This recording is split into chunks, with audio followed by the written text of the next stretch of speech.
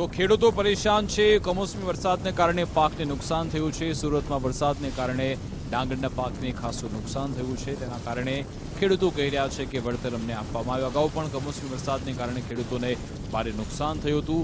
વહેલી સવારથી સુરતમાં અલગ અલગ વિસ્તારમાં વરસાદી માહોલ જામ્યો, જેના કારણે ડાંગરનો પાક પલળી રહ્યો છે।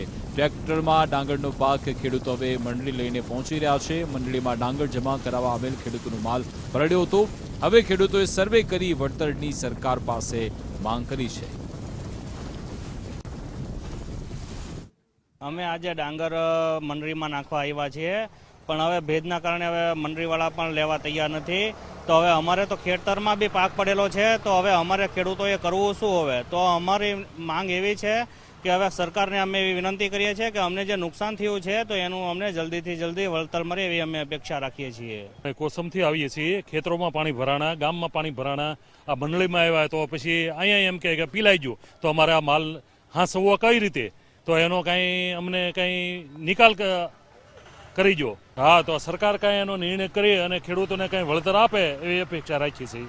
ના, અમે એવું છે કે જે માલ ઉપર જે આખું ટ્રેક્ટર હોય તેમાં ઉપરની જે 5-6 ગુણી પલળી ગઈ હોય તો અમે ખેડૂતોને એવું કહ્યું કે આ 5-6 ગુણી જે પલળેલી હોય તે તમે પાછી લઈ જાઓ અને તેને બદલીને કાં તેને સૂકવીને પાછી લાવો, એટલે ખેડૂતોને એનું આર્થિક ભારણ નુકસાન ઓછું થાય અને ખેડૂતોને એનો પૂરેપૂરો લાભ મળી શકે।